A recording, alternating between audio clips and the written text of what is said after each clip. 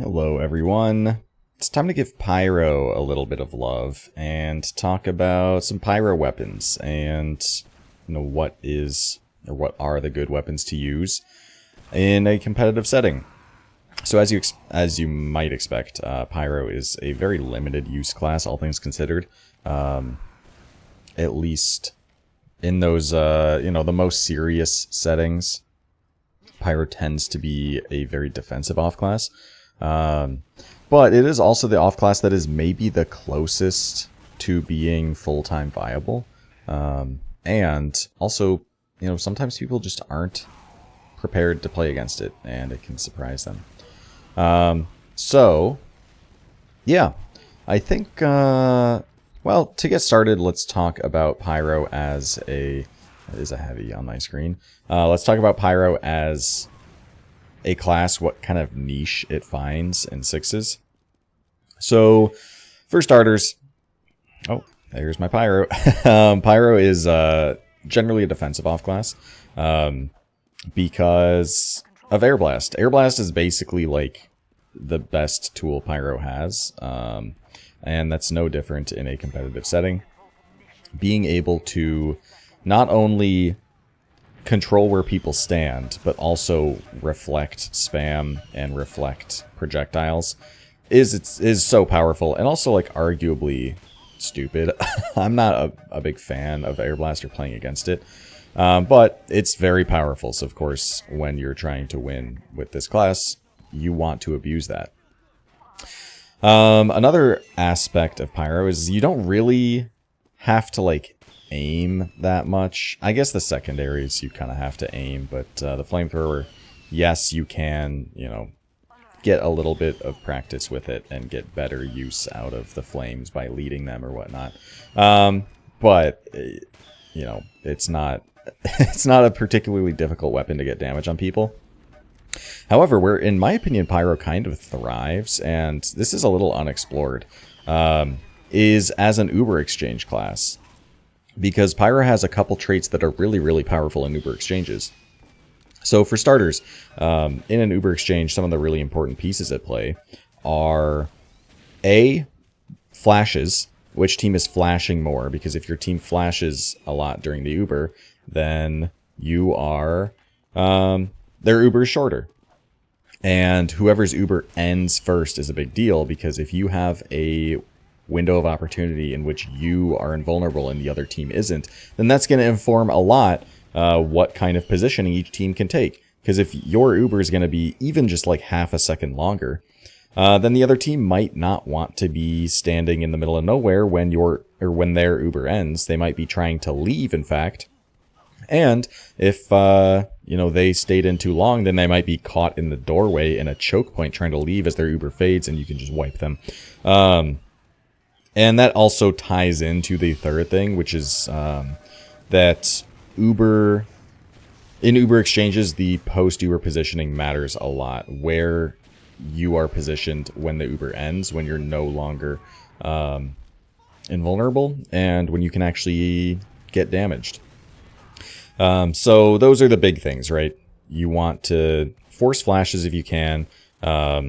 You want to keep in mind, whose Uber is longer, and you have to take into account that post-Uber positioning. It's a really big deal. And Pyro kind of excels at quite a few things in Uber exchange situations. So Pyro is not nearly as fast as a scout, and you don't give your med scout speed, so the effective range of an Uber is going to be shorter. You can't just like run in really deep, get that force, and get out. Well, you can. It's very range limited compared to Scout. However, with the nature of the flamethrower, a weapon that it's almost impossible to miss with, and also notably travels through players, and hits players behind them, can hit multiple players at once. It's really, really good at forcing flashes, because unlike something like a scattergun or a rocket, where you hit the Ubered guy and then the guy behind him who isn't Ubered is totally safe, and you actually have to actively shoot past the guy who's Ubered to hit the guy who isn't in order to force the flash. No, with the flamethrower, you just hit everyone. And it's really, really efficient at forcing flashes if teams are clumped up. The other thing is with controlling, the enemy positioning, especially for that post. Because you can still airblast people when they're Ubered. Meaning that when... that's such a weird bomb. Meaning that when... So let's imagine a situation in which... a Pyro exchange that I can be a fan of sometimes is if you're playing Pyro, defending process last, and even Ubers, the other team enters lobby to pressure. If you take a Pyro exchange into them, you can force a lot of flashes because there's probably going to be a lot of people stacked up in lobby. But also, if your Uber's going to be better and they want to leave, well, they're going to have to leave through lobby. But imagine with the air blast, you can just air blast them deeper. A really strong benefit of that Pyro exchange is that you can force the opponents to be overcommitted in their post. You can air blast the med even deeper into your defenses where he's just guaranteed to die afterwards, or any number of things in order to control their positioning in a way that that was such a derpy fight. You can control their positioning in a way that the post is really advantageous for you. So Pyro, in my opinion, does really excel in Uber exchanges. Not something that you see that often because, of course, you have to be running the class, and Pyro really falls short in plenty of other situations, enough that, people aren't usually trying to run the class full time. But keep that in mind. Right, we were talking about weapons, and I haven't even talked about any yet. So let's talk primaries. So for starters, stock is really good. It's really hard to... There's just nothing wrong with it, honestly. It is a weapon that, as far as damage is concerned, totally fine. No downsides there. And it just standard air blast, which is what you want. You want something reliable. Stock is what I use and what a lot of Pyros use, I think, when they're playing, because we'll talk about it when we talk about other primaries, but pretty much every other primary in some degree or another messes with the air blast, which again is like the most powerful tool. So that's something to keep in mind when we talk about those and why stock might kind of pull out as a good primary. Now next, let's talk the most similar thing to stock, which would be Degreaser. And Degreaser's weird to me. It used to be really good.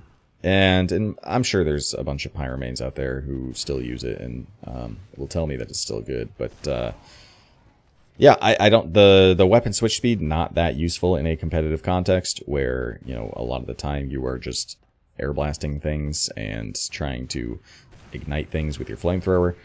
I suppose there's like the combo potential, but that's not something you see too often, because you'll see like the flare gun as well as a secondary is not like the most used for a couple of reasons, mostly just strong competition. But yeah, the Degreaser, it just suffers from a damage penalty in the afterburn, I believe. I don't think it has a raw damage penalty. Yeah, and the air blast cost as well, I was going to mention, is a problem because you are air blasting a lot. 25%. I'm not going to do the math off the top of my head whether that's like 4 or 5 fewer air blasts on a full tank of ammo, but still, it's costlier. And as a Pyro, if you're defending a gun or trying to air blast people off of a point or something, or just generally playing the class, you're going to be air blasting a lot, and sometimes that could come into play, which is a problem. So, yeah, that is Degreaser.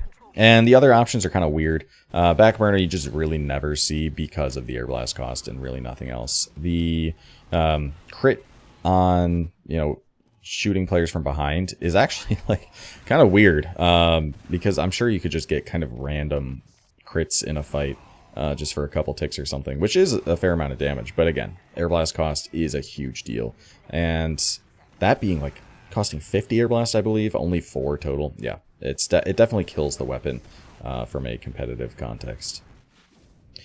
But yeah, the last one is, well, actually there's 2 more. We'll talk about the flog next, and the flog is actually usable. Not very often, and it might sound weird being like, oh, the back burner is almost unusable because the air blast costs so much, and then you have the flog, which literally can't air blast at all, and it's somehow better. But it actually is, because you play flog, it's something you switch to in a specific situation, and if you want to play flog, for example, into a last point, then it's usually a controlled enough environment that you don't really have to worry about having to air blast people. It's I shouldn't lose this, right? Okay. So one example I can think of is playing into Gully Wash last, and this is something I've seen invite teams do as well. Because you can build that flog into last and then exchange and have like a flog for the post exchange, or have the flog during the Uber and potentially, either force them to just be nonstop perma-flashing everyone or run the risk of dropping someone. So it can be pretty strong for that, actually. A similar kind of game plan to running a soldier's banner, where you're building this charge in the stalemate, you exchange so that there's no Ubers, nothing like that to worry about, and then you play that powerful charge that you built into last. So flog can do decently at that, and there's a funny clip out there of Jay, who's one of the best players to ever touch the game, actually playing a medic season, drops Uber to the flog.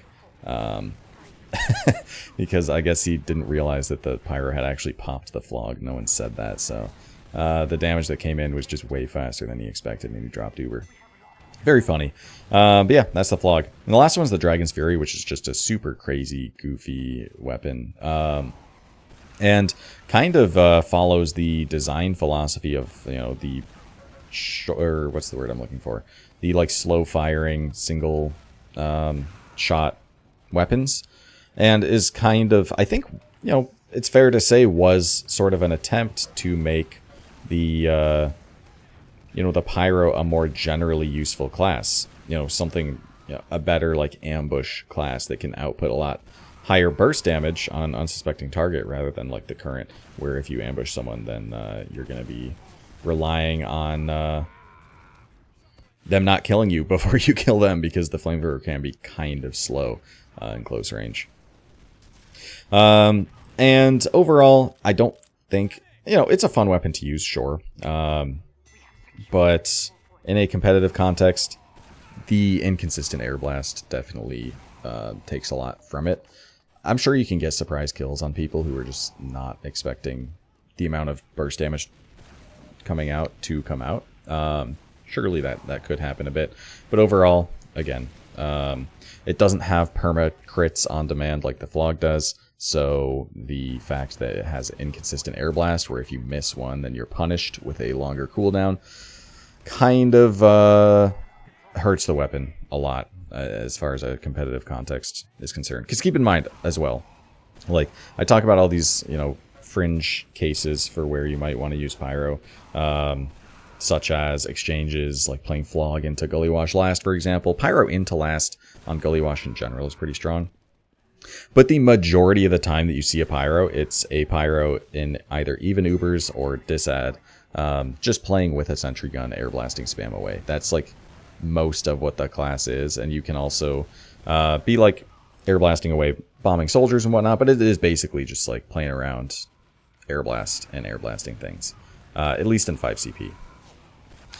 So yeah, it definitely suffers from that less consistent air blast. Okay, moving on to the secondaries, and we can start off with the flare gun. It's strong, and you can absolutely get crits on players with it, but it's overall generally out-competed, I suppose, by the alternatives, because Pyro has some pretty decent alternatives, all things considered. I am not At this point, I'm not going to run down the entire list. I mean, stuff like Panic Attack or Gas Passer or whatnot. Like, sure, you can use whatever. Shotgun on Pyro is actually not terrible at all. Can be decent. Most players, though, use either the Scorch Shot or the Detonator for a couple of reasons. One thing I should mention offhandedly as well is the backpack. What is it even called? The jetpack. Whatever it's called. It is hard to use, I'll say. Not great. You're just air shot fodder because you can't strafe very well with it. Plus, it just takes so long to pull out and put away that, yeah, not really that used of an option. But let us talk about the Scorch Shot, which a lot of casual players think is like by far Pyro's best option, and broken if anything. And I want to say it's still good. Don't get me wrong. What you're looking for a lot of the time is reliable afterburn, and the fact that you can juggle players with it is a nice bonus. Being able to catch someone trying to leave a doorway, and being able to juggle them in a little bit or just knock them up a tiny bit, might be enough to catch them when they would otherwise get out cleanly. So that is nice, don't get me wrong. And you can jump a little bit with it, which is... it's fine. It's chill. But it is a little simple. It is a little one-dimensional. And the next option, which I'm actually using here to build an Uber, which you could do with Scorch Shot, this is the Detonator. And while the Scorch Shot is really, really easy afterburn, the Detonator is even easier, in my opinion, where you no longer need a surface to splash in order to get that afterburn. You can just detonate it midair, which is way, way more consistent. And so if, as a class like Pyro, where in a competitive context, you're usually fodder if you're just running in and trying to like get within flamethrower range of people, but you do pretty well actually if you're kind of playing back with your team, just playing defensively with that air blast.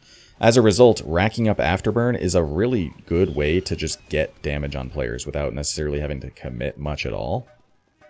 So, as a result, the Detonator and the Scorch Shot are kind of the most used secondaries because they are just really good at getting that afterburn. Detonator, in my opinion, is much better at getting afterburn because, again, you don't need that splash damage. You can very easily get it on... what's the word I'm looking for? Yeah, as long as you can see your opponent at any angle, it's fine. Versus the Scorch Shot is a little bit dependent on the map geometry and whatnot in order to excel there.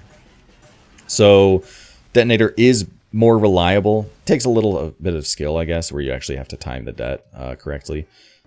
Takes more skill to use, just barely, but much more reliable afterburn from my experience. And also another thing that is worth mentioning is the Detonator lets you jump way further than the Scorch Shot does. So it kind of has that two-pronged approach of not only being more reliable in the afterburn department, but also being better for jumping around and being mobile, which Pyro's not a very mobile class, but for example, on Gully Wash Last strategy that people have been running with Pyro for a very long time is just playing to airblast the Uber and deny the Uber from ever getting through the doorway. Generally, I'm of the opinion that a gun Pyro setup is often better because usually if a Pyro just plays to airblast the door, then that's a play they often die for. And I think that giving the Uber a kill is not great. And even, like, you need to really stuff them hard for it to be worth giving up your life.